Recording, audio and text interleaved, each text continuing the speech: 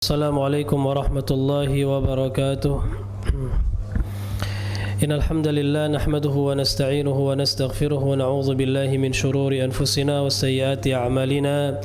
May yahdihillahu fala mudilla lahu wa may yudlil fala hadiya lahu. Asyhadu an la ilaha illallah wahdahu la syarika lahu wa asyhadu anna Muhammadan 'abduhu wa rasuluhu la nabiyya ba'dahu.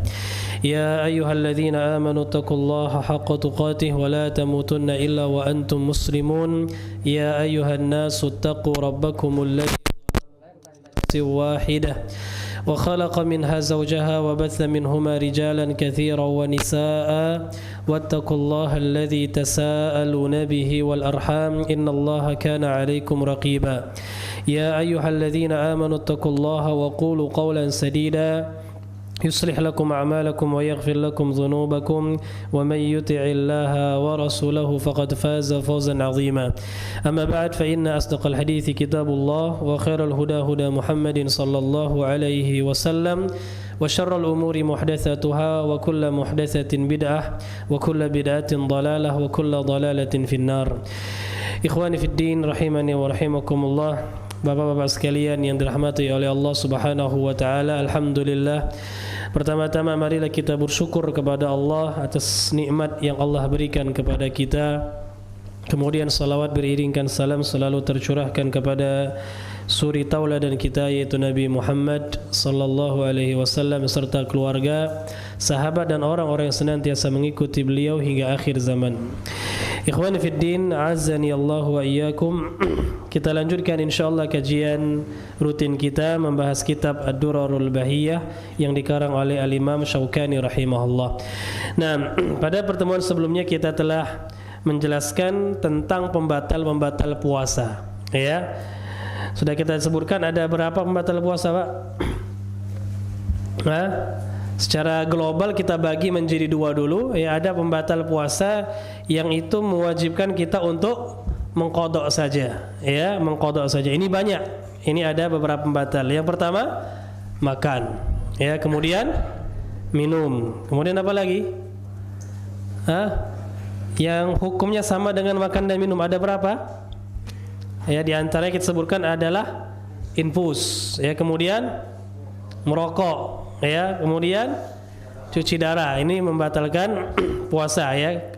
Para ulama mengkiaskannya dengan makan dan minum. Kalau cari dalil, ya enggak ada dalil dari Quran dan dari Sunnah tentang infus, tentang rokok, tentang cuci darah. Kenapa? Karena ini belum muncul di zaman Rasul sallallahu alaihi wasallam, ya. Tapi inilah hebatnya Islam, alhamdulillah sempurnanya Islam. Dalil itu memang Quran dan Sunnah, tapi ada, ya, cara juga pendalilan yang dinamakan dengan qiyas. Ya, jadi di dalam Islam itu ada cara pendalilan yang dinamakan dengan qiyas. Jadi diambil dalil dari Quran dan Sunnah, kemudian dianalogikan dalam perkara-perkara yang tidak ada dalil tegasnya, ya, nasnya tidak ada, tapi hukumnya disamakan, ya. Nah, kemudian juga di antara pembatal-pembatal puasa adalah muntah dengan sengaja. Kemudian apa lagi? Haid dan nifas, ya. Kemudian niat berbuka. Begitu juga onani atau masturbasi. Kemudian yang terakhir ada riddah, itu murtad. Kemudian yang kedua, pembatal puasa yang mengharuskan kita untuk mengqadha dan juga membayar kafarah. Itu cuma satu, yaitu jima, ya, berhubungan suami istri. Wallahu a'lam bishawab. Kafarahnya sudah kita jelaskan, ada 3 pilihan, ya, kafarah. Yang pertama adalah apa? Memerdekakan budak, ya. Sekarang tidak ada perbudakan. Jadi langsung yang kedua, berpuasa 2 bulan berturut-turut. Kalau tidak sanggup, baru, ya, memberi makan 60 orang fakir miskin. Wallahu a'lam bishawab. Nah, jadi jangan coba-coba, ya. Jangan coba-coba jima di siang hari bulan Ramadan. Kafarahnya sulit, Pak, ya. Nah, dan juga berdosa tentunya, harus tobat, puasa batal, harus diqadha. Kemudian harus bayar kafarah. Nah, itu pembatal-pembatal puasa yang kita jelaskan pada pertemuan sebelumnya. Nah, kita lanjutkan bahasan yang dijelaskan oleh Al-Imam Syaukani. Beliau katakan di sini, faslun fi wujubil qada wa rukhsatul fitri lil musafir. Ya, pasal kata beliau tentang wajibnya mengqadha. Itu qadha puasa. Makna qadha adalah membayar puasa yang kita tinggalkan sewaktu di bulan Ramadan. Ya. Nah, itu hukumnya wajib. Mengqadha puasa di bulan Ramadan hukumnya wajib. Nanti akan kita sebutkan kalau ada uzur, ya. Begitu kata beliau, wa rukhsatul fitr lil musafir, dan ada rukhsah, ada keringanan bagi orang yang sedang safar untuk tidak berpuasa. Boleh baginya untuk iftar, untuk berbuka, ya. Nah, beliau katakan di sini yajibu ala man aftara li udhrin syar'iyyin an yaqdiya. Wajib kata beliau bagi orang yang berbuka di siang hari bulan Ramadan, ya, yang enggak puasa, li udhrin syar'iyyin. Lihat perkataan beliau, harus digarisbawahi. Li udhrin syar'iyyin, dikarenakan uzur syar'i, sebab syar'i, ya. Dan di antara sebab-sebab syar'i itu yang dijelaskan dalam Al-Qur'an, contohnya adalah safar atau sakit. Ini uzur syar'i. Ya, safar atau sakit, atau haid atau nifas bagi wanita, ya, atau orang yang sudah tua, baik laki-laki ataupun perempuan, ya. Tapi nanti kita akan dibahas lebih lanjut bagaimana orang tua yang enggak sanggup qadha, ya. Begitu juga apalagi yang uzur-uzur yang lainnya. Intinya uzur syar'i, secara syar'i ada dalilnya, ya, yang sangat jelas dalam Quran dan dalam Al-Quran dan Sunnah. Contohnya adalah orang sakit dan orang safar, ya. Nah, itu uzur. Maka kata beliau wajib untuk mengqadha. Wajib untuk mengqadha bagi orang-orang yang ada uzur syar'inya, sakit, safar, haid dan nifas, ya. Ini wajib bagi dia untuk mengqadhanya, ya. Dan ini sepakat ulama, tidak ada khilaf di antara para ulama. Untuk orang yang sakit, itu dalilnya firman Allah Subhanahu wa taala dalam surat Al-Baqarah ayat 185. Surat Al-Baqarah ayat 185, dalil bahwasanya orang yang sakit atau orang yang safar, ini uzur, ketika dia safar, ketika dia sakit, dia boleh tidak berpuasa, tapi wajib bagi dia untuk mengganti di hari yang lain. Allah Subhanahu wa taala berfirman, "Wa man kana maridan aw ala safarin fa'iddatum min ayyamin ukhar." Dan barang siapa yang sakit, kata Allah, marid, sakit, ya, aw ala safar, atau dia sedang safar, ya, fa'aftara, maka dia berbuka, kata para ahli tafsir, dia tidak berpuasa, fa'iddatun min ayyamin ukhar, maka wajib bagi dia untuk mengganti bilangan hari yang dia tinggalkan di bulan Ramadan, min ayyamin ukhar, di hari yang lain, ya. Wajib untuk dia ganti. Ini dalilnya kalau dia dalam keadaan sakit atau safar. Ketika haid dan nifas, itu dalilnya adalah hadis Aisyah. Aisyah radhiyallahu taala anha pernah mengatakan, ya, kunna nahidu ala ahdi Rasul sallallahu alaihi wasallam fa nu'maru bi qada'is siyam wa la nu'mar bi qada'is shalah. Hadis sahih riwayat Bukhari Muslim. Ketika ada seorang wanita bertanya kepada Aisyah, kenapa kok wanita itu yang haid disuruh qadha puasa tapi tidak disuruh mengqadha salat? Maka Aisyah mengatakan, dahulu kami di zaman Rasulullah, itu para wanita sahabiat di zaman Rasulullah sallallahu alaihi wasallam, kami haid di zaman Rasulullah. Jadi haid ini bukan perkara baru dari zaman dulu, ya, fitrah wanita yang Allah Subhanahu wa taala jadikan kepada mereka, ya. Nah, kami haid di zaman Rasulullah, kami diperintahkan oleh Rasulullah untuk mengqadha puasa dan tidak diperintahkan untuk mengqadha salat. Ya, jadi kalau tanya kenapa, begitulah perintahnya. Ya, begitulah perintahnya. Ya, enggak tahu apa sebabnya. Ya, meskipun bisa juga kita cari-carikan hikmah, di antara hikmahnya puasa disuruh qadha karena mudah untuk mengqadhanya, Pak, ya. Tapi kalau salat disuruh qadha terlalu banyak, memberatkan. Ya kan? Bisa saja kita carikan hikmahnya. Tapi terlepas dari hal itu, kita diwajibkan untuk mentaati perintah Allah dan Rasulnya sallallahu alaihi wasallam. Dan ini perintah Allah dan Rasulnya. Jadi para wanita disuruh untuk mengqadha puasa, adapun salat tidak. Ya, nah ini untuk yang uzur-uzur. Sekali lagi untuk yang uzur, ya, orang yang tidak berpuasa di bulan Ramadan karena uzur syar'i, sakit, safar, haid, nifas, atau uzur-uzur yang memang ada dalil lainnya, ya. Nah, ini wajib untuk mengqadha. Nah, beliau tidak menjelaskan, tapi secara tersirat, ya, beliau enggak jelaskan secara langsung, tapi secara tersirat dari perkataan beliau, orang yang tidak berpuasa karena uzur itu wajib qadha. Artinya secara tersirat, mafhum bahasa Arabnya, ya, dari perkataan beliau, orang yang berbuka atau orang yang tidak berpuasa di siang hari bulan Ramadan tanpa uzur, ya, tanpa uzur, maka dia tidak qada. Ya, maka dia tidak qada. Seakan-akan seperti itu. Meskipun tidak beliau jelaskan secara gamblang, ya. Nah, wallahu alam, tapi secara tersirat seakan-akan beliau berpendapat seperti itu, ya. Wallahu alam, memang di sini terjadi khilafah di antara para ulama. Kalau yang tadi, kalau ada uzur syar'i itu sepakat. Ulama sepakat. Kalau orang tidak berpuasa karena ada uzur syar'i, maka dia wajib qada, sepakat, tidak ada khilaf di antara para ulama. Tapi kalau ada orang yang tidak berpuasa di siang hari bulan Ramadan tanpa uzur, sengaja, ya, dan ini ada nggak yang seperti ini? Nyembuh, ya, di Prabu, di mana-mana, apa ya, banyak orang-orang yang tidak berpuasa di siang hari bulan Ramadan tanpa sebab, ya. Kalau wanita mungkinlah kita bisa husnudzon sedang haid, tapi kalau perempuan, kalau laki-laki, ya, dia sehat-sehat saja, ya, dia tidak sedang safar, dia masih muda, bukan orang tua, ya, nggak akan mungkin dia haid dan nifas.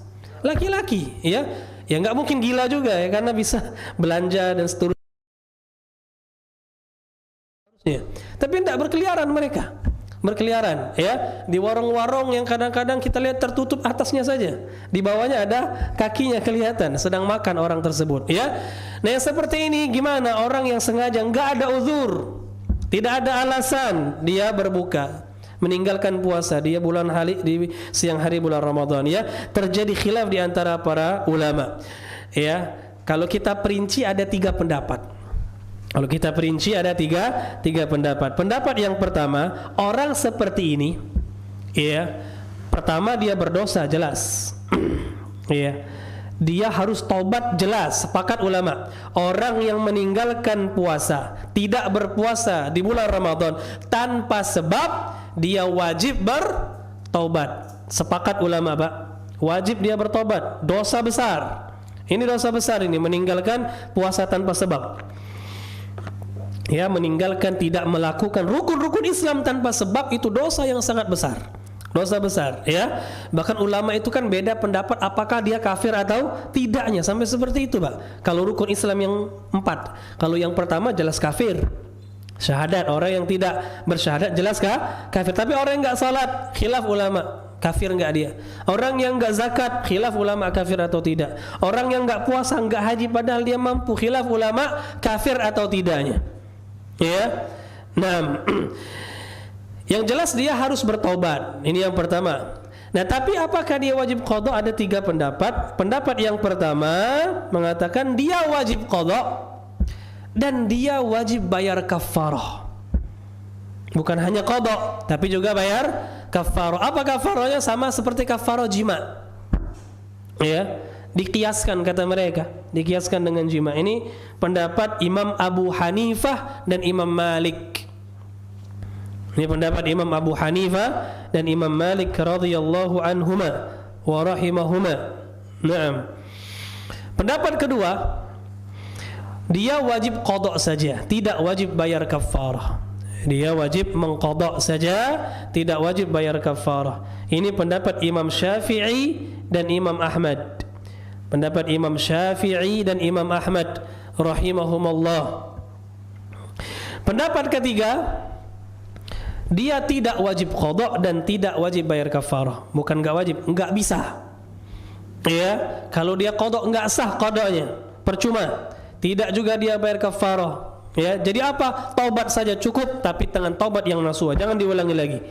Ini pendapat Imam Al-Humaidi.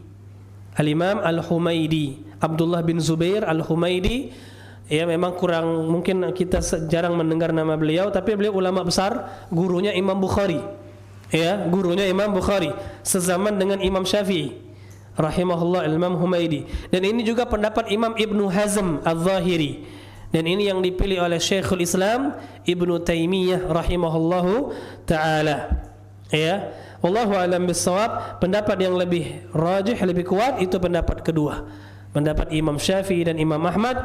Orang seperti ini tetap qada, ya, tapi tidak bayar kafarah. Selain tobat Pak ya, kalau tobat ini jelas sepakat kita, tobat dulu dia. Sudah tobat, qadha puasanya. Qadha puasanya, ya. Nah, tidak usah bayar kafarah karena tidak ada dalilnya. Apa dalil kita katakan dia wajib qadha? Dalilnya dikiaskan dengan orang yang muntah dengan sengaja. Sekarang kalau ada orang muntah dengan sengaja tanpa ada uzur, dia nggak sakit, dia nggak safar, sengaja dia congkel-congkel apa tenggorokannya, kemudian dia muntah, batal nggak puasanya? Wajib qadha nggak? Qadha, wajib, sepakat ulama atau jumhur ulama, ya. Artinya dia nggak punya uzur, tapi karena dia sengaja muntah, batal puasanya dan dia wajib qadha. Begitu juga berarti orang yang makan dan minum dengan sengaja tanpa ada uzur, wajib dia mengqadhanya. Ini dalilnya kata para ulama. Wallahu alam, ya. Ini pendapat yang lebih kuat insyaallah, pendapat Imam Syafi'i dan Imam Ahmad. Dia wajib mengqadha saja dan tidak usah membayar kafarah. Naam. Barakallahu fikum. Jadi tetap wajib ya, baik ada uzur syar'i ataupun tidak ada uzur syar'i, tetap orang itu wajib qadha. Cuma bedanya, kalau orang ada uzur, dia tidak berdosa. Itu bedanya Pak ya. Kalau dia ada uzur, dia tidak berdosa. Tapi kalau enggak ada uzur, maka dia berdosa. Jadi orang yang tidak berpuasa di bulan Ramadan karena uzur, itu kewajibannya hanya satu. Apa? Qadha. Tapi orang yang tidak berpuasa tanpa ada sebab, tanpa ada uzur, kewajibannya dua. Yang pertama taubat nasuha, yang kedua qadha. Ya, wallahu alam bissawab. Nah, ini apa namanya yang diterangkan oleh beliau. Kemudian beliau mengatakan wal fitru lil musafir wa nahwihi rukhsatun illa an yakhsha talafa aw ad-dha'fa 'anil qitali fa'azimatun. Kata beliau, dan berbuka atau tidak berpuasa bagi seorang musafir itu hukumnya adalah rukhsah bagi musafir dan yang semisal. Yang semisal musafir ya orang yang sakit atau orang-orang yang memiliki uzur yang lainnya, ya. Jadi orang yang musafir, orang yang sedang safar itu diberikan rukhsah, Pak. Diberikan keringanan oleh Allah Subhanahu wa taala untuk tidak berpuasa. Begitu juga orang yang sakit diberi keringanan oleh Allah Subhanahu wa taala untuk tidak berpuasa. Kata beliau tadi apa? Rukhsatun, keringanan. Artinya boleh bagi dia tidak berpuasa, tapi boleh juga dia berpuasa. Ya. Jadi orang yang sedang safar, orang yang sakit, yang sakitnya ya standar seperti itu, ya tidak terlalu ringan, tidak juga terlalu berat, ya.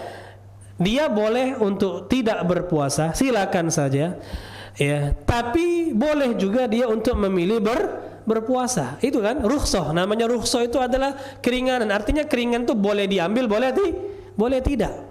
Ya, itu makna rukhsah kata para ulama. Tapi kata beliau apa? Illa an yakhshat talafa, kecuali kalau dia takut mati. Ya, takut binasa. Ya, atau takut lemah ketika dia sedang berperang. Safarnya itu karena berperang, ya. Nanti kalau perang saya lemah ini, megang apa namanya? Senjata enggak kuat seperti itu. Ya, maka yang seperti ini kata beliau fa'azimah, hukum berpuasa bagi dia tidak boleh dan dia harus berbuka. Enggak boleh puasa orang seperti ini. Ya, maka dari sini para ulama membagi, Pak, ya. Keadaan orang yang safar atau orang yang sakit, ya, itu menjadi tiga.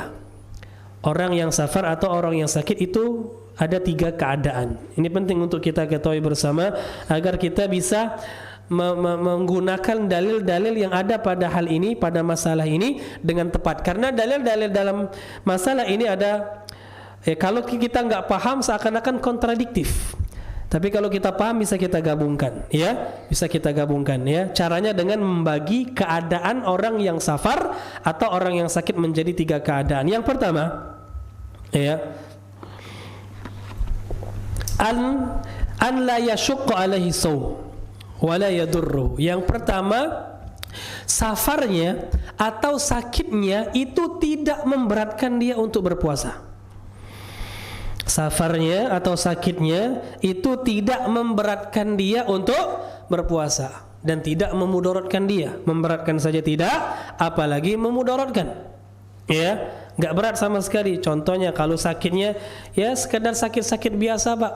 Flu-flu biasa misalnya, ya kan, bersin-bersin dikit, ya tidak terlalu berat lah, seperti itu. Sakit biasa yang tidak memberatkan dia, apalagi memudaratkan, tidak sama sekali.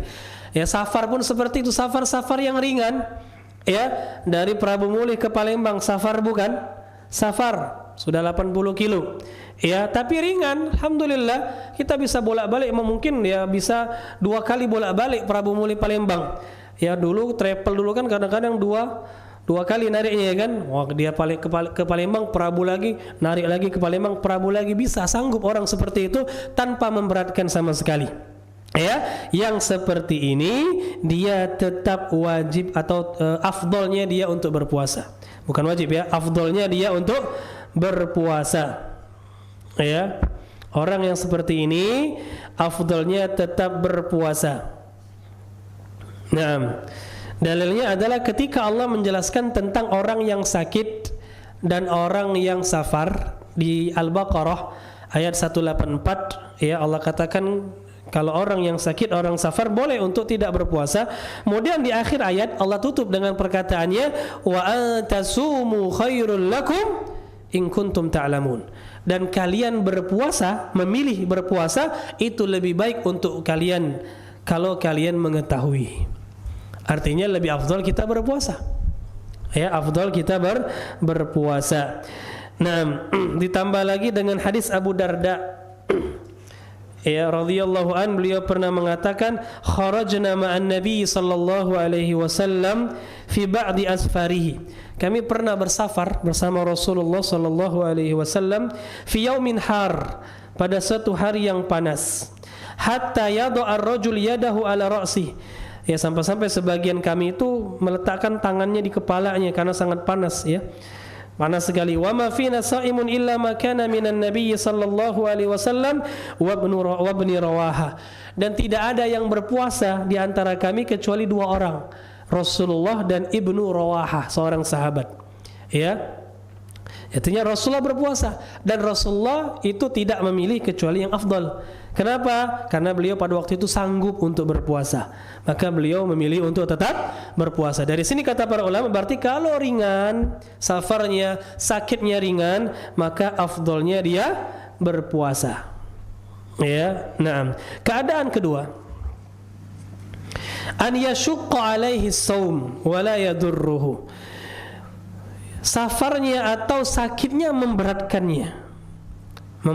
diri dia, ya, tapi tidak memudaratkannya. Berat, susah, ya, kalau dia lanjutkan ini berat bagi dia. Ya, safarnya misalnya antum safar dari Prabu Mulih misalnya ke Lampung, ya, jalan kaki misalnya, ya. Waduh, berat, luar biasa, ya, beratnya. Ya kan? Ada enggak orang seperti ini? Ada, Pak. Ya, macam-macam kan manusia itu, ada yang seperti ini, jalan kaki dia kemana-mana, ya, untuk dakwah katanya, ya, 40 hari kemana-mana. Ada kan sebagian seperti itu, ya. Dia bawalah kompor dan seterusnya, ya. Ya, jangan aja kasur sama rumahnya dibawa. Nah, ya, dia safar jalan kaki, subhanallah. Berat, ya, atau sakitnya berat bagi dia, sakit mah kambuh. Kalau enggak diminumkan, masya Allah, melilit bukan main, harus minum obat segera misalnya. Ya, intinya memberatkan dia, tapi tidak memudaratkan. Dia tahu ini enggak sampai membuat dia mati, enggak, ya, cuma berat memang, ya. Nah, dalam keadaan seperti ini, ulama mengatakan afdalnya dia berbuka, tidak usah puasa. Afdalnya jangan puasa. Kalau dia puasa, makruh jatuhnya. Malah makruh jatuhnya, kata para ulama, jadi makruh bagi dia untuk berpuasa, ya. Nah, dalilnya apa? Dalilnya adalah sabda Rasulullah sallallahu alaihi wasallam, beliau mengatakan alaikum bi rukhsatillahi alladzi rakhasa lakum. Hendaklah kalian mengambil rukhsah, keringanan dari Allah yang Allah berikan untuk kalian, ambil.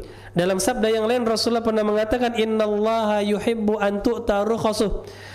Ya, sungguhnya Allah Subhanahu wa taala ya suka sekali kalau seandainya rukhsahnya itu diambil oleh kalian. Ya. Kemudian dalam hadis yang lain tentang safar, Rasulullah pernah bersabda, "Laisa minal birri as-siyamu fi safar." Bukan termasuk kebaikan seorang yang safar itu berpuasa. Bukan kebaikan, kata Rasulullah. Kenapa bukan kebaikan? Tatkala safarnya memberatkan diri dia. Ya, tatkala safarnya memberatkan diri dia. Dan karena Rasulullah bersabda, mengeluarkan sabdanya ini ketika beliau pernah safar bersama para sahabat dan melihat seorang sahabat ada yang dipayungi seperti itu, dipayungi karena kepanasan, akhirnya dikasih teduh oleh para sahabat yang lain. Rasulullah bertanya, kenapa itu? Kata sahabat, dia berpuasa ya Rasulullah. Kata Rasulullah, bukan termasuk kebajikan ya puasa ketika safar. Ya, kenapa? Ketika memberatkan. Allahu a'lam. Ya, ini keadaan kedua. Keadaan ketiga, an yadurruhus shaum. Ya, puasa tersebut memudaratkan dirinya. Ya, memadaratkan dirinya. Dia mendapatkan madarat dari puasanya kalau dia lanjutkan. Baik dia sakit ataupun dia safar. Kalau dia lanjutkan, puasa itu bisa membuat dia celaka. Ya, bahkan bisa mengantarkan dia kepada kematian misalnya. Ya. Nah, dalam keadaan seperti ini para ulama mengatakan wajib bagi dia untuk berbuka, jangan puasa. Nah, inilah yang disampaikan oleh Al-Imam Asy-Syaukani di sini, kata beliau, illa an yakhsha talaf aw dha'f, kecuali kalau orang takut binasa, kata beliau, atau takut lemah ketika berperang, maka jadi wajib hukumnya dia untuk berbuka, tidak boleh dia berpuasa. Ini maksud dari perkataan Imam Syaukani. Apa dalilnya? Dalilnya banyak, di antaranya dalam surat Al-Baqarah ayat 195. Al-Baqarah 195. Allah Subhanahu wa taala berfirman, "Wala tulqu bi aydikum ila tahlukah." Janganlah kalian mencelakakan diri kalian, melemparkan diri kalian ke dalam kebinasaan. Jangan. Dalam surat An-Nisa ayat 29 Allah berfirman, "Wala taqtulu anfusakum." Janganlah kalian membunuh diri-diri kalian. Innallaha kana bikum rahima. Sungguhnya Allah sangat mencintai dan menyayangi kalian. Ya. Kemudian dalam hadis yang sahih yang diriwayatkan oleh Al-Imam Muslim, ya, hadis Jabir bin Abdullah radhiyallahu taala anhuma, beliau pernah mengatakan bahwasanya Rasulullah pernah safar bersama para sahabat, ya, ketika di Fathu Makkah. Beliau safar dari Madinah ke mana? Ke Makkah, ya, itu di bulan Ramadan. Ya, di bulan Ramadan, fasama hatta balagha qura'ul ghamim. Maka Rasulullah berpuasa sampai beliau tiba pada satu tempat yang namanya Qura'ul Ghamim. Ya. Nah, pada waktu itu sahabat juga masih berpuasa. Rasulullah masih puasa. Nah, sampai ketika di tempat itu Rasulullah mengambil satu gelas cangkir yang berisi minuman, lalu beliau minum di hadapan para sahabat, membatalkan puasa beliau sallallahu alaihi wasallam, ya. Farafa'u hatta nadhara an-nas, sampai semua orang itu melihat, oh, Rasulullah ternyata memilih untuk berbuka, ya. Nah, tapi ternyata ada sebagian sahabat yang tetap memaksakan dirinya untuk berpuasa. Ya, sampai-sampai di antara mereka itu tergeletak, enggak sanggup melanjutkan perjalanan. Akhirnya Rasulullah ketika melihat keadaan ini, Rasulullah mengatakan, ulaikal usad. Mereka ini adalah orang-orang yang bermaksiat. Mereka adalah orang-orang yang bermaksiat. Kenapa? Karena mereka sudah enggak tahan, bisa memudaratkan diri mereka, bahkan bisa mengantarkan kepada kematian, tapi maksa. Ya, dan padang pasir, Pak, tahu sendiri padang pasir, ya. Kalau kita menahan sampai tidak minum itu bisa dehidrasi. Kalau enggak makan mungkin bisa, tapi enggak minum dehidrasi. Orang kalau dehidrasi parah bisa mati. Ya kan? Bisa mati, bahaya. Maka dari itu Rasul mengatakan mereka itu orang-orang yang bermaksiat. Artinya berdosa, karena namanya maksiat itu enggak mungkin ya tidak berdosa, Pak, ya. Wallahu a'lam bishawab. Jadi harus kita perhatikan tiga keadaan ini. Ya, baik orang yang safar ataupun orang yang sakit tadi. Allahu a'lam bissawab. Naam. Kemudian beliau mengatakan lagi, kita lanjutkan. Wa man mata wa alaihi shaum shama anhu waliyuhu. Barang siapa yang mati yang dia memiliki hutang berpuasa. Ya.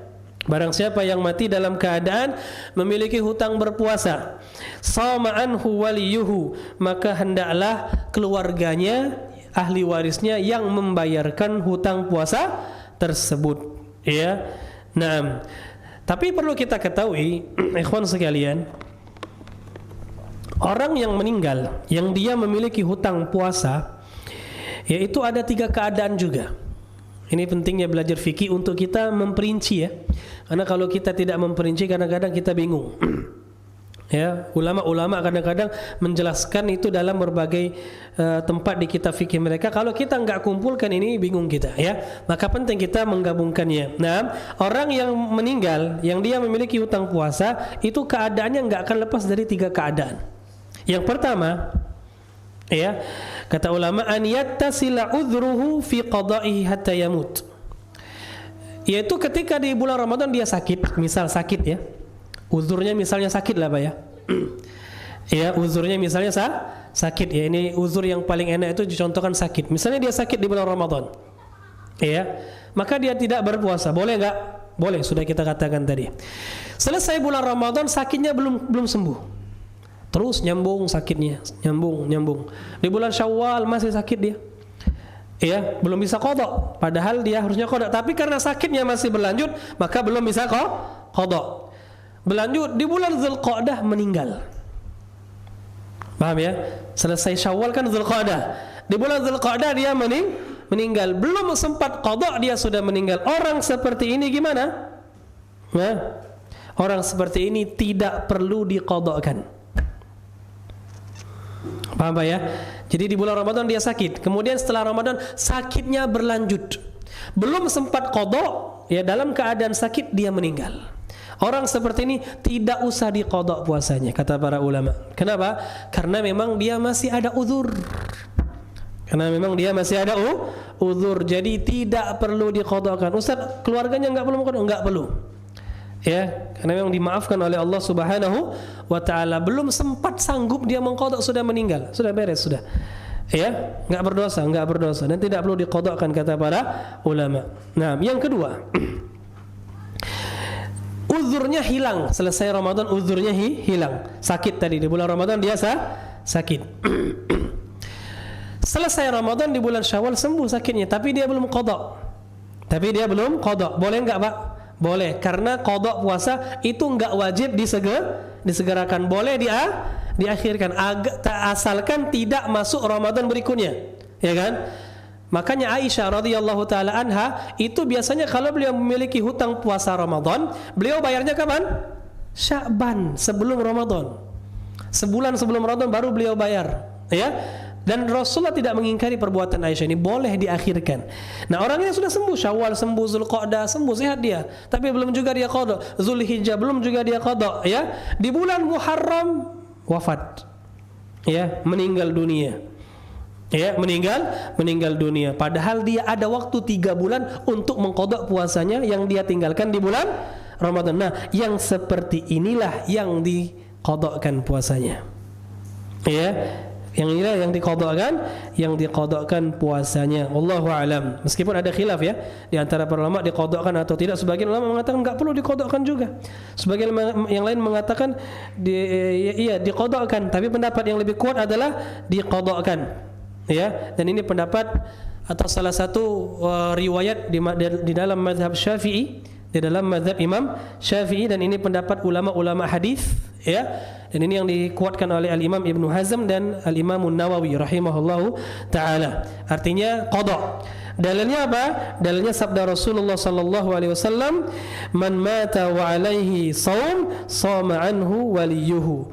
Rasulullah bersabda, barang siapa yang wafat, yang meninggal, ya, yang dia memiliki hutang puasa, maka hendaklah walinya, ahli warisnya membayarkan puasanya. Ya, hadis sahih. Naam. Riwayat Imam Bukhari dan Muslim. Jadi orang yang mati yang dia memiliki hutang puasa hendaklah dibayarkan puasanya. Ini dalam keadaan yang kedua tadi, Pak. Ya, wallahu alam.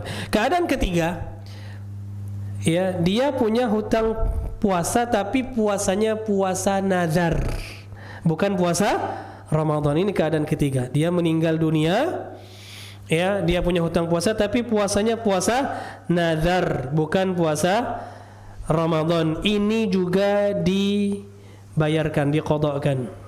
Ya, ini juga diqadhakan puasanya. Wallahu a'lam bishawab, berdasarkan keumuman sabda Rasulullah tadi, man mata wa alaihi shaum shama anhu waliyuhu. Barang siapa yang mati dalam keadaan punya hutang puasa, maka hendaklah walinya, keluarganya, karib kerabatnya membayarkan puasanya tersebut. Wallahu a'lam. Naam. Kemudian kita lanjutkan perkataan beliau. Beliau mengatakan wal kabirul ajizu anil ada'i wal qada yukaffir an kulli yaumin bi it'ami miskin. Dan orang tua yang enggak mampu puasa. Ingat, orang tua yang enggak mampu. Kalau dia tua tapi masih mampu, Pak, wajib puasa. Ya, ada orang tua kan makin tua dia makin banyak ibadahnya, mampu dia untuk berpuasa. Ya. Ini namakan tua-tua keladi, ya. Makin tua makin jadi apanya? Ibadahnya bagus, ya kan? Enggak semua makin jadi itu yang negatif, ya. Bisa saja kita bawakan ke hal-hal positif. Ya, makin banyak ibadahnya, ada orang-orang tua dia makin banyak ibadah dia, makin rajin. Ya, tapi ada juga orang yang sebaliknya, orang sudah tua makin jadi perbuatan maksiatnya. Orang-orang seperti ini na'udzubillah parah, ya. Kalau sudah orang berusia 40 tahun tapi masih saja melakukan maksiat-maksiat, orang seperti ini susah, ya, mendapatkan petunjuk dari Allah Subhanahu wa taala, meskipun ada, ya. Tapi umur 40 tahun ke atas itu harusnya sudah orang itu introspeksi diri dia, sudah masuk dia dalam keadaan umur-umur yang tidak muda lagi, yang harusnya dia makin banyak berbuat kebaikan, ya. Karena makin dekat dia dengan kematian.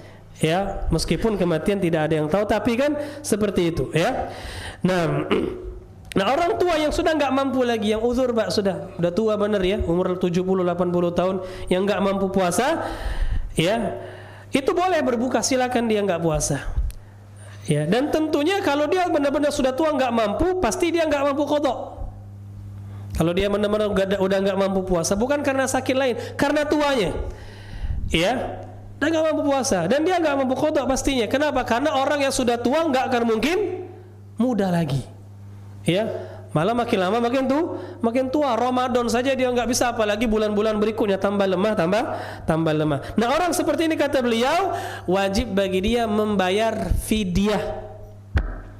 Ya, setiap hari dia memberikan makan kepada fakir miskin. Sehari dia enggak puasa, kasih satu orang fakir miskin. Ya, bayar fidyah. Dan bayar fidyah ada dua cara kata para ulama. Cara yang pertama, kita kasih dia makan yang jadi, yang siap makan, siap santap, boleh, enggak masalah. Ya, antum belikan nasi bungkus, misalnya lauknya ikan, ayam atau rendang, terserah. Ya, kasih kepada orang miskin satu setiap hari. Ya. Atau mau borong langsung, misalnya di akhir bulan saja, di akhir Ramadan langsung, misalnya dia 30 hari enggak berpuasa, ya belikan 30 bungkus makanan, dikasih kepada 30 orang fakir miskin. Ya, silakan, boleh. Ini yang pertama. Yang kedua, boleh juga fidyah dengan memberikan makanan mentah, makanan pokok tentunya, ya, berupa beras. Itu takarannya ulama berbeda pendapat. Ya, tapi pendapat yang lebih tepat, ya, takarannya adalah setengah dari zakat fitri. Setengah dari zakat fitri. Zakat fitri 3 kilo, maka berarti fidyah itu 1,5 kilo. Keluarkan, Pak. Kalau ada orang tua kita yang sudah tua, yang sudah uzur, enggak bisa puasa lagi, keluarkan. Ya, 1,5 kilo misalnya kali 30 hari. Ya, berapa? 45 kilo dikasih kepada orang fakir miskin. Ya, enggak harus kepada 30 orang, boleh kepada satu keluarga yang miskin, kasih 45 kg beras. Ini juga diperbolehkan kata para ulama, ya. Wallahu alam bissawab. Ini pendapat jumhur ulama, ya. Mereka berdalil dengan firman Allah Subhanahu wa taala surah Al-Baqarah ayat 185, yaitu ayatnya yang berbunyi wa 'alal ladzina yutiqunahu fidyatun ta'amu miskin, ya. Nah, ayat ini diturunkan di awal-awal Islam. Sebelum puasa diwajibkan, itu orang boleh milih antara puasa atau bayar fidyah. Tapi ketika puasa diwajibkan, maka enggak boleh lagi orang milih, harus berpuasa. Nah, cuma untuk orang tua yang benar-benar enggak bisa berpuasa, maka tetap diperbolehkan bayar fidyah, atau wajib dia bayar fidyah sebagaimana tafsiran Ibnu Abbas radhiyallahu taala anhuma. Wallahu a'lam bissawab. Nah, di sini Al-Imam Syaukani tidak menyinggung tentang wanita hamil dan menyusui. Tidak menyinggung tentang wanita hamil dan menyusui, ya. Ya, kita singgung sedikit permasalahan wanita yang hamil dan menyusui. Ikhwan fillah, wanita yang hamil dan menyusui itu hukumnya seperti orang tua. Ya, seperti orang tua. Kenapa, Pak? Ya, karena wanita hamil dan menyusui itu kalau memang dia suaminya, ya, orang yang berprinsip memang harus punya anak banyak, itu perempuan seperti itu kadang-kadang apa? Nggak sempat dia mengqadha puasa. Betul atau tidak? Ya, tahun ini hamil. Ya, sudah lahiran menyusui. Nyusui berapa tahun, Pak? 2 tahun. Ya. Setelah itu hamil lagi. Ya kan? Hamil lagi. Setelah hamil nyusui lagi. Terus kalau anaknya berturut-turut misalnya ada 5, berapa tahun udah nggak puasanya? Lama, Pak. Ya kan? Lama seperti itu, ya. Nah, maka dari itu para ulama mengatakan hukum wanita hamil dan menyusui itu sama seperti orang tua yang nggak sanggup berpuasa, ya. Tapi lihat, sama seperti orang tua tadi, orang yang hamil dan menyusui itu lihat kalau dia masih sanggup berpuasa tetap wajib. Sama seperti orang tua tadi, kalau dia masih sanggup berpuasa tetap wajib dia puasa. Tapi kalau dia nggak sanggup, lemah, ya. Dicoba sudah ketika dia hamil itu dicoba dia berpuasa ternyata nggak sanggup, pingsan, ya. Kata dokter ini kalau dilanjutkan bahaya untuk janinnya dan bahaya untuk ibunya, boleh untuk tidak berpuasa. Ketika menyusui pun seperti itu, dicoba ternyata ASI-nya habis, anaknya rewel, ya, padahal anaknya belum bisa makan makanan lain, ya. Mau nggak mau akhirnya dia tidak berpuasa. Nah, dalam keadaan seperti ini silakan, boleh, sepakat ulama boleh bagi dia untuk tidak berpuasa. Cuma terjadi perselisihan di antara para ulama. Kalau dia nggak puasa, apa yang wajib dia lakukan? Wanita hamil dan menyusui. Terjadi khilaf di antara para ulama. Kalau nggak salah ada 5 pendapat, Pak. Ya, sebagian mengatakan mengqadha. Sebagian mengatakan qadha dan fidyah. Sebagian mengatakan diperinci, ya. Kalau dia nggak puasanya karena dianya yang lemah, itu qadha. Tapi kalau dia khawatir dengan bayinya, maka dia qadha dan fidyah. Qadha dan fidyah, ya, diperinci seperti itu. Ada lagi yang mengatakan fidyah saja, nggak usah qadha. Ada lagi yang mengatakan nggak usah fidyah, nggak usah qadha. Ini yang enak, ya. Nggak usah fidyah, nggak usah qadha. Ini pendapat Imam Ibnu Hazm, ya. Imam Ibnu Hazm ini banyak pendapat-pendapatnya yang menyelisihi mayoritas kaum muslimin, ya. Dalam hal seperti ini nggak diterima pendapat Imam Ibnu Hazm karena menyelisihi dalil-dalil yang ada. Wallahu alam. Ya, semua dalilnya kuat sebenarnya. Kalau kita mau diskusikan, ya bisa 2 hari 2 malam, ya. Karena panjang sekali, Pak, diskusi para ulama di situ. Ya, mengatakan seperti ini, ya, sulit untuk mencari titik terangnya. Ya, karena sama-sama kuat kalau kita benar-benar mau diskusi ilmiah, ya. Tapi Allahu alam, kalau saya pribadi sampai sekarang, ya, membahas masalah ini berkali-kali, membaca beberapa buku, ya, pendapat para ulama tentang hal ini, mendengarkan kajian-kajian masyayikh, ya, Allahu alam bissawab, ya, masih diri ini cenderung kepada pendapat yang mengatakan wajib fidyah saja. Wajib bayar fidyah saja, ya. Apa dalilnya? Dalilnya adalah tafsiran Ibnu Abbas dan Ibnu Umar, ya, ketika mereka menafsirkan firman Allah dalam surat Al-Baqarah ayat 184. Ya, persis dalil tentang orang yang tua tadi, ya, Pak, dalilnya. Silakan dibuka nanti surat Al-Baqarah 184, baca tafsirnya. Di situ ada tafsiran Abdullah bin Abbas dan Abdullah bin Umar, ya, dan Abdullah bin Abbas orang yang paling paham dengan Quran, ya. Mereka menafsirkan orang-orang yang enggak mampu berpuasa itu maksudnya orang tua. Nah, kata Ibnu Abbas, orang yang wanita yang hamil dan menyusui itu sama hukumnya seperti orang tua. Artinya kalau mereka enggak sanggup puasa, yang wajib bagi mereka lakukan adalah fidyah. Ya, dan ini yang dipraktikkan oleh mereka berdua, Ibnu Abbas dan Ibnu Umar, ketika ada karib kerabat mereka, wanita yang nggak sanggup puasa, yang mereka hamil atau menyusui, disuruh oleh Ibnu Umar untuk bayar fidyah saja. Ya, disuruh bayar fidyah saja oleh Ibnu Umar. Begitu juga oleh Abdullah bin Abbas radhiyallahu taala anhum. Ya, ini yang pertama. Dan kita cari-cari ternyata tidak ada pendapat sahabat lain yang menyelisihi mereka berdua. Ya, secara sharih enggak ada. Allahu alam. Ya. Jadi tafsir ulama sahabat ya tentang sebab turunnya satu ayat itu, para ulama dalam ilmu usul hadis, usul fiqih dijelaskan itu hukumnya marfu' Pak, sampai kepada Nabi SAW. Ya, karena tafsiran ini bersangkut paut, ada kaitannya dengan sababun nuzul ayat, sebab diturunkannya ayat Al-Baqarah 184 tadi. Jadi hukumnya marfu', Allahu a'lam bissawab. Ya, jadi ini dalilnya. Dan memang tidak ada juga dalil yang dengan tegas menyuruh wanita hamil menyusui untuk bayar atau untuk mengqadha. Enggak ada, mana dalil yang tegas, enggak ada. Ulama-ulama yang mengatakan mengqadha itu mereka mengkiaskan, Pak. Kias dengan siapa? Orang sakit. Kias dengan orang sakit. Padahal beda, orang menyusui, wanita hamil menyusui itu enggak sama dengan orang yang sakit, berbeda. Lemahnya mereka bukan lemah sakit. Ya, bukan lemah sakit, karena lemah mereka membawa janin ya yang hamil, atau lemah karena menyusui, bukan sakit sebenarnya. Jadi enggak bisa dikiaskan, ya. Wallahu a'lam bishawab. Dan ini pendapat Imam Ishaq bin Rahawai. Ya, pendapat ini juga pendapat Imam Ishaq bin Rahawai. Memang imam 4 tidak ada yang berpendapat, tapi ada ulama salaf, Ibnu Umar, Ibnu Abbas, yang mana Imam Ishaq bin Rahawai, ya seorang ulama besar sezaman dengan Imam Ahmad bin Hanbal, ya dulu juga punya mazhab tersendiri, meskipun tidak sampai sekarang mazhabnya enggak terjaga, ya. Dan ini pendapat yang dipilih oleh sebagian ulama mutaakhirin sekarang seperti Syekh Al-Albani rahimahullah. Syekh Al-Albani rahimahullah, beliau merajikan pendapat ini, ya. Dan juga Syekh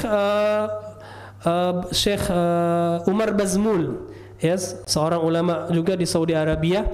Sekarang beliau sudah diangkat menjadi mufti di Mekah, ya, mufti di Mekah, naam, oleh mufti am Saudi Arabia, Syekh Umar Bazmul. Nah, beliau juga berpendapat bahwasanya wajib untuk fidyah saja, tidak usah qadha. Allahu a'lam bissawab. Naam. Dan ini insyaallah pendapat yang lebih tepat. Ya, pendapat yang lebih tepat karena dalil-dalilnya menunjukkan akan hal ini. Tapi sekali lagi, Pak, kalau enggak sanggup, ini harus digarisbawahi, ya. Kalau tidak sanggup. Dan juga ketika dia menyusui tidak dalam keadaan nifas. Kalau berbenturan antara nyusu dengan nifas, maka dikuatkan nifasnya. Ya, misal istri antum lahiran bulan Sya'ban, ya tanggal 25 Sya'ban lahiran. Masuk bulan Ramadan baru 5 hari nifas, dan dia menyusui. Sebulan penuh enggak bisa puasa. Karena apa? Nifas. Wajib qadha, bukan fidyah. Yang wajib adalah qadha, bukan fidyah. Paham ya? Karena ini sepakat ulama. Adapun fidyah tadi kan khilaf. Maka dikuatkan yang nifasnya, bukan yang menyusuinya. Ini yang harus diketahui. Kemudian yang juga harus diketahui lagi, ketika mereka enggak kuat, ingat, yang enggak kuat merekanya, bukan suaminya. Ya, karena ini sebagian suami yang enggak kuat nyuruh istrinya berbuka. Dosa antum, Pak. Dosa antum. Ketika istri antum mampu puasa, ya, hamilnya sudah 8 bulan. Kalau hamil sudah 8 bulan biasanya kuat, ya, Pak, ya. Ya, kalau hamil di 3 bulan pertama memang itu rawan. Rawan memang, bayinya masih kecil, ya. Nah, tapi kalau sudah masuk 8 bulan, 9 bulan tuh kuat. Kita tanya, Umi mampu? Mampu katanya. Sudahlah, buka saja, ya. Berdosa antum seperti itu. Enggak boleh. Tidak boleh, ya. Jadi mampu atau enggak mampu dikembalikan kepada dia, bukan kepada sang suami. Paham ya? Nah, ini yang harus diperhatikan. Wallahu a'lam bissawab. Nah, kita azan dulu ya. Silakan azan, nanti baru kita lanjutkan lagi.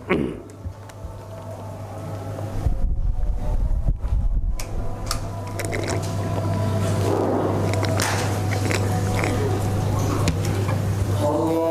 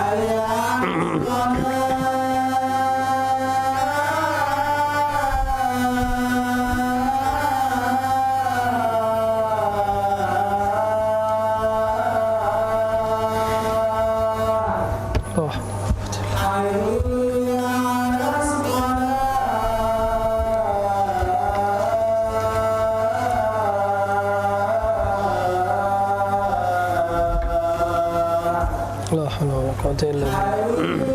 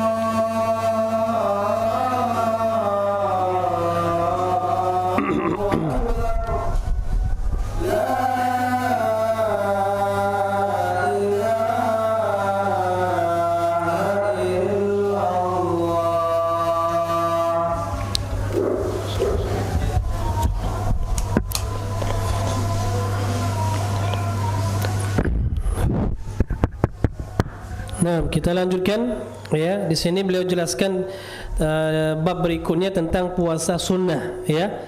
Dan berikutnya lagi tentang i'tikaf. Ya, kita baca secara ringkas saja karena tidak terlalu banyak hal-hal yang perlu dibahas secara mendetail ya. Nah, beliau katakan di sini bab selanjutnya tentang shaumut tatawwu, tentang puasa sunnah. Ya, tentang puasa sunnah. Beliau katakan disunnahkan berpuasa sunnah atau disebutkan ya, puasa-puasa sunnah itu ada beberapa. Yang pertama kata beliau yustahabbu siyamu sittin min Syawal. Di antara puasa sunnah adalah 6 hari di bulan Syawal. Dalilnya sabda Rasul sallallahu alaihi wasallam, barang siapa yang berpuasa di bulan Ramadan kemudian ditambah dengan 6 hari di bulan Syawal, maka pahalanya seperti puasa 1 tahun. Ya. Yang kedua wa tisa' Dzulhijjah, dan berpuasa di 9 hari pertama di bulan Dzulhijjah. 9 hari dari hari pertama sampai hari ke-9 sunnah. Yang afdalnya di hari ke-9 atau yang dinamakan dengan hari apa? Arafah. Hari Arafah ya.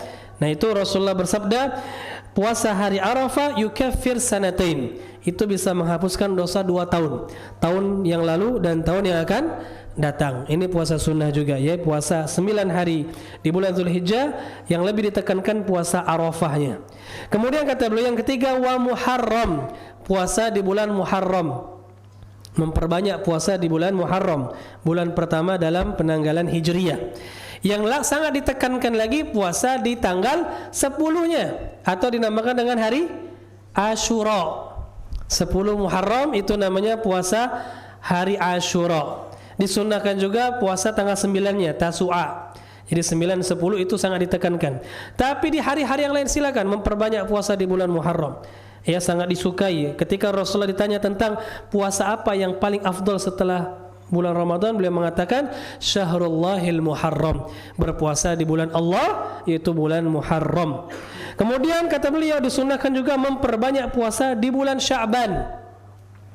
Memperbanyak puasa di bulan Sya'ban. Sampai-sampai Aisyah radhiyallahu taala anha mengatakan apa? Tidaklah aku melihat Rasulullah itu puasa di 1 bulan yang lebih banyak daripada bulan Sya'ban. Kecuali Ramadan full kan? Kalau Sya'ban hampir full. Bahkan di sebagian riwayat Rasulullah terkadang full puasa di bulan Sya'ban. Kadang-kadang full, kadang-kadang hampir full puasa di bulan Sya'ban. Subhanallah. Ya. Nah, jadi berbanyak Pak puasa di bulan Sya'ban itu. Allahu a'lam. Kemudian kata beliau wal itsnaini wal khamis, dan di antara puasa sunnah juga adalah puasa Senin Kamis. Ketika Rasulullah ditanya kenapa beliau memperbanyak puasa Senin Kamis, kata beliau pada hari Senin dan Kamis itu amalan diangkat ke langit kepada Allah, dan beliau ingin amalan beliau diangkat dalam keadaan beliau sedang berpuasa ya. Nah, beliau juga pernah ditanya tentang puasa Senin, beliau katakan apa? Hari Senin itu hari aku dilahirkan, kata beliau. Tapi ini bukan dalil merayakan Maulid Nabi. Enggak ya. Kalau antum benar-benar cinta Rasulullah, puasa di hari Senin, bukan merayakan Maulid Nabi ya. Kemudian wa ayyamul bid, dan hari ayyamul bid, puasa ayyamul bid itu setiap tanggal 13, 14, 15 di setiap bulan-bulan Hijriyah. Bulan Hijriyah, bukan bulan Masehi Pak ya. Ya, bulan Muharram, Safar, Rabiul Awal, Rabiul Akhir, Jumadal Ula, Jumadal Akhirah, dan seterusnya ya. Tanggal 13, 14, 15. Wa afdalu tatawwu shaumu yaumin wa iftaru yaumin, dan puasa sunnah yang paling afdal kata beliau adalah puasa satu hari dan berbuka satu hari. Puasa apa namanya? Puasa Daud. Ini puasa sunnah yang paling afdal. Ya, Allahu a'lam bishawab. Ini puasa-puasa sunnah yang beliau sebutkan. Kemudian beliau sebutkan puasa-puasa yang dimakruhkan atau yang diharamkan. Beliau katakan wa yukrahu shaumud dahri, dan dimakruhkan puasa dahar. Apa puasa dahar? 1 tahun penuh. Ya, enggak buka-buka. Nah, ini enggak disyariatkan ya. Berbukanya cuma ketika Idul Adha, Idul Fitri sama hari tasyrik. Selebihnya dia berpuasa. Ini makruh kata beliau. Ini makruh Pak ya. Nah, yang paling bagusnya itu sehari puasa, sehari tidak. Itu bagusnya. Wa ifrad yaumil jum'ah wa yaumis sabt, dan juga dimakruhkan kata beliau mengkhususkan hari Jumat dan hari Sabtu dengan puasa. Mengkhususkan, ingat. Kalau tidak mengkhususkan enggak masalah. Contoh tidak mengkhususkan hari Jumat bertepatan dengan hari Arafah. Kita puasa Arafah, bukan mengkhususkan hari Jumatnya. Hari Asyura bertepatan dengan hari Sabtu, kita Asyura, bukan mengkhususkan hari Sabtunya. Enggak masalah Pak. Ya, tidak masalah. Baik, jadi jangan segan-segan mau hari Sabtu, mau hari Ahad, mau hari Jumat, kalau bertepatan dengan hari-hari yang memiliki keutamaan, puasa sudah, enggak masalah. Ya, ini pendapat mayoritas ulama, bahkan sebagian ulama menukilkan ijma' tentang hal ini, ya. Wa yahrum shaumul idain, dan diharamkan kata beliau puasa idain, 2 hari raya, Idul Fitri dan Idul Adha. Enggak boleh puasa Idul Fitri, enggak boleh puasa pada hari Idul Adha. Wa ayyamit tasyrik, dan juga pada hari tasyrik. Hari tasyrik hari kapan? 11, 12, 13 Zulhijjah. Ya. Itu ketika 3 hari setelah lebaran Idul Adha. Nah, itu enggak boleh kita puasa ayam tasyrik ya. Wastiqbal Ramadan bi yaumin aw yaumin, atau juga diharamkan berpuasa pada hari syak. Hari syak itu 1 atau 2 hari sebelum Ramadan. Ya, kita enggak tahu ini kira-kira sudah Ramadan atau belum, atau masih Sya'ban, itu namanya hari syak, maka enggak boleh kita berpuasa pada hari tersebut. Wallahu a'lam bishawab. Kemudian terakhir beliau jelaskan tentang i'tikaf secara ringkas, kita sebutkan kata beliau yusra' fi kulli waqtin fil masajid, dan i'tikaf kata beliau itu disyariatkan. Ya, i'tikaf itu sunnah dilakukan di masjid. Ya, di setiap waktu, enggak hanya di bulan Ramadan, meskipun afdalnya di bulan Ramadan. Tapi sekarang mau itikaf boleh enggak? Silakan. Ya, asal jangan tadi mengganggu orang lain. Ya, jangan mengganggu orang lain, antum bawa kasur, kompor dan seterusnya, jangan. Ya, mau itikaf silakan sendiri ya, enggak masalah. Nah, yang afdalnya di bulan Ramadan. Di masjid, enggak boleh di rumah. Itikaf itu di masjid ya.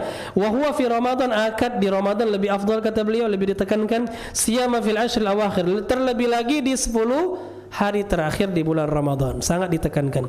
Wa yustahabul ijtihad fil amali fiha, dan sangat ditekankan sekali, sangat disunnahkan kita untuk bersungguh-sungguh beramal di 10 hari terakhir di bulan Ramadan. Ya, memperbanyak ibadah di bulan Ramadan. Wa qiyam layalil qadar, dan melakukan salat malam, khususnya di malam Lailatul Qadar, itu malam-malam ganjil. Salat kita tarawih, perbanyak salat dan berbanyak baca Quran. Itu utama sekali ya. Wala yakhrujul mu'takif illa li hajatin, dan orang yang i'tikaf itu enggak boleh keluar masjid kecuali untuk hajat yang mendesak, seperti cari makan kalau tidak disiapkan makan oleh pengurus masjid ya, karena pengurus masjidnya keterlaluan ya, enggak nyiapkan makanan misalnya, ya dia keluar sendiri misalnya. Ya sudah, apa boleh buat, atau untuk buang hajat. Ya, ini boleh. Tapi kalau enggak ada sebab, maka tidak diperbolehkan dia keluar, bisa batal i'tikafnya. Wallahu a'lam bishawab. Insyaallah selesai pembahasan masalah fikih puasa. Pertemuan berikutnya kita akan masuk ke pembahasan fikih haji ya. Wallahu a'lam bishawab. Barakallahu fikum. Kita lanjut tanya jawab, Pak. Jika melakukan jima di siang hari di bulan Ramadan di hari pertama dengan sengaja, sedang ia lagi puasa, apakah puasanya di hari kedua sampai akhir Ramadan sudah dihitung bayar kafarah? Atau kok ia berkafarah setelah Ramadan? Setelah Ramadan lah Pak. Enak sekali dia dianggap hari kedua sudah dianggap kafarah. Tidak, itu di luar ya. Tidak boleh digabungkan niat antara 2 ibadah yang wajib, nggak bisa. Ya, jadi dia selesaikan dulu Ramadannya, selesai nanti baru 2 bulan lain. Bulan misalnya bulan apa? Syawal dan bulan Dzulqa'dah misalnya. Ya, dia puasa. Maksud berturut-turut di situ kalau nggak ada uzur. Kalau ada uzur nggak masalah. Puasanya puasanya terpotong haid misalnya, itu nggak masalah. Nggak akan bisa wanita itu nggak haid kan? Atau kita dipotong oleh Idul Fitri misalnya, dipotong oleh Idul Fitri, ya, atau dipotong oleh hari-hari tasyrik misalnya, itu nggak masalah. Ya, yang nggak boleh itu nggak ada uzur tapi tidak berurutan, ini nggak boleh. Ya, Allahu alam. Jadi belum dihitung itu puasa Ramadannya, belum dihitung kafarah.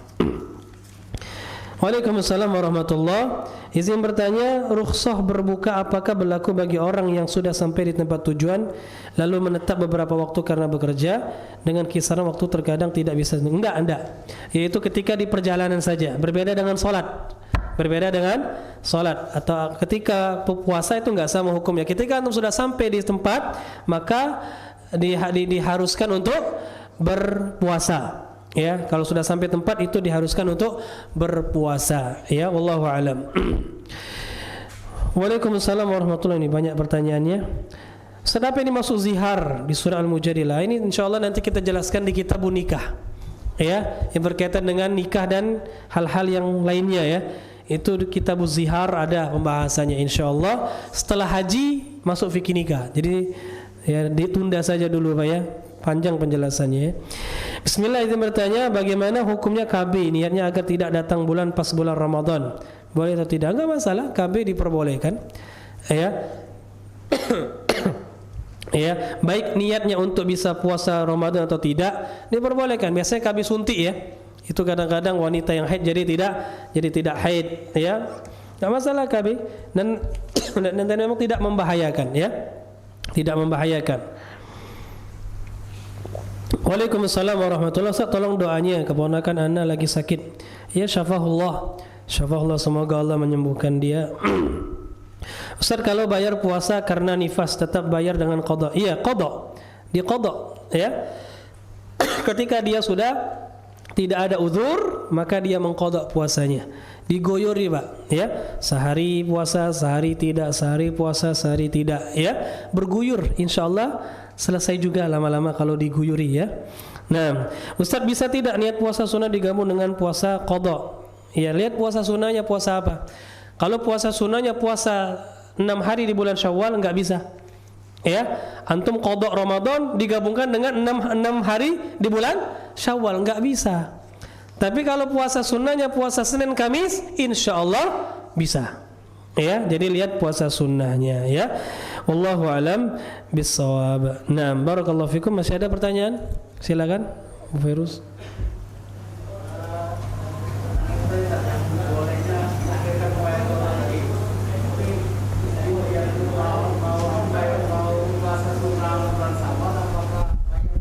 Nah, ini juga pengecualian ya. Kalau kita mau mendapatkan pahala setahun puasa setahun ya, itu dengan puasa 6 hari di bulan Syawal, itu kita harus qada dulu. Ya, baru bisa mendapatkan keutamaan seakan-akan berpuasa 1 tahun penuh, Pak. Nah, ini khusus ini untuk orang ingin mendapatkan pahala ini. Kalau dia tidak mau, enggak masalah sudah. Ya, Ustaz, gimana belum qada tapi bayar tapi puasa Syawal dulu, enggak dapat keutamaan itu.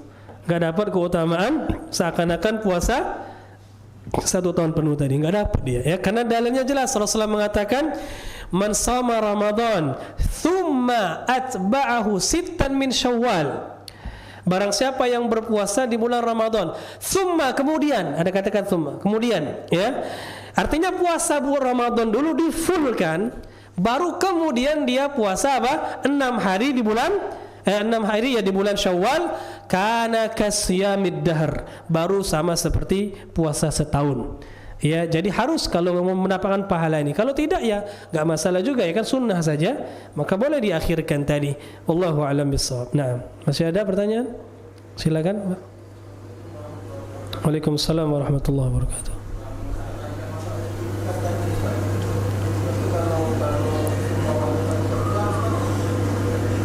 Kalau kita bekerja maka berarti itikaf di malam hari saja, tidak itikaf full ya. Sah enggak itikaf? Sah, tapi itikaf malam namanya. Ya, bukan itikaf seperti itikafnya Rasulullah sallallahu alaihi wasallam ya. Para ulama mengatakan minimal dikatakan itikaf itu 1 malam. Satu malam. Sebagaimana ini pernah dilakukan oleh Umar bin Khattab. Umar bin Khattab pernah ketika beliau masih belum masuk Islam, masih kafir, ya, masih musyrik, beliau bernazar untuk iktikaf 1 malam. Ya, maka Rasulullah katakan apa? Tunaikan nazarmu. Iktikaf 1 malam di Masjid Haram kalau enggak salah, ya. Jadi minimalnya itikaf dikatakan itikaf itu 1 malam, Pak. Ya, sah insyaallah itikafnya pada malam harinya. Tapi bukan itikaf Rasulullah sallallahu alaihi wasallam. Karena itikaf Rasulullah itu itikaf full siang dan malam. Ya, siang dan malam Rasulullah itu di masjid 10 hari terakhir. Bahkan di tahun terakhir ketika beliau hampir meninggal, beliau itikafnya 20 hari. Ya, wallahu a'lam bissawab. Naam. Cukup insyaallah, masih ada terakhir? Ya, silakan. Tentang yang puas atau mengkodokkan utang orang yang sudah meninggal, ha? Itu wajib atau bukan?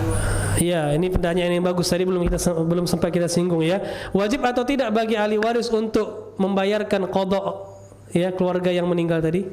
Wajib atau enggak, Pak? Secara logika, wajib atau tidak kira-kira? Logika yang tentunya ada dalil-dalil, ya. Ya, yang sudah kita paham secara kaidah-kaidah syar'i. Kira-kira wajib enggak bagi walinya untuk mempuasakannya? Tidak. Kenapa? Karena seseorang itu tidak menanggung dosa orang lain. Ya, yang enggak puasa siapa? Ya dia. Masa kita wajib? Kan seperti itu. Tapi sunnah enggak? Sunnah, betul. Makanya dalam beberapa riwayat, seperti di dalam riwayat Bazzar itu ada tambahan. Ya, ada tambahan man mata wa alaihi siyam falyasum anhu waliyuhu insya'a. Barang siapa yang mati kemudian dia punya hutang puasa, maka hendaklah walinya, karib kerabatnya membayarkan kalau mau. Kalau mau ada tambahan kalau mau. Maka dari sini ulama mengatakan sunnah, tidak sampai wajib. Ya, Allahu alam. Tapi bagus sekali, Pak, kalau kita bayarkan, ya. Kalau kita bayarkan itu sangat bagus sekali, tentunya menambah kebaikan keluarga kita, apalagi yang meninggal orang tua kita. Itu cara berbakti kita kepada orang tua kita. Kalau dia punya hutang puasa, kita bayarkan. Tapi ingat sekali lagi, ya, yang punya hutang puasa ada keadaan yang sudah kita jelaskan tadi. Allahu a'lam. Terakhir insyaallah, sahabat Haris. Ada enggak batasan waktu bagi ibu menyusui untuk mendapatkan uzur? Batasannya itu hanya mampu atau tidak. Ya. Jadi kalau dia sudah mampu, misalnya setahun saat dia nyusui masih lemah, tapi di atas tahun anak itu kan sudah kurang, ya, nyusunya, ya. Kalau anak sudah berusia setahun biasanya sudah kurang, sudah bisa makan nasi, ya kan, nasi meskipun masih lembut kadang-kadang. Dia enggak terlalu banyak nyusu. Artinya ibunya sudah kuat. Dalam keadaan seperti ini wajib berpuasa. Jadi tidak ada batasan waktu tentunya, yang jelas dikembalikan kepada mampu atau tidaknya si ibu, itu batasannya. Wallahu a'lam bishawab. Insyaallah sampai sini dulu, mudah-mudahan bermanfaat. Subhanakallahumma wa bihamdik asyhadu an la ilaha illa anta astaghfiruka wa atubu ilaik. Assalamualaikum warahmatullahi wabarakatuh.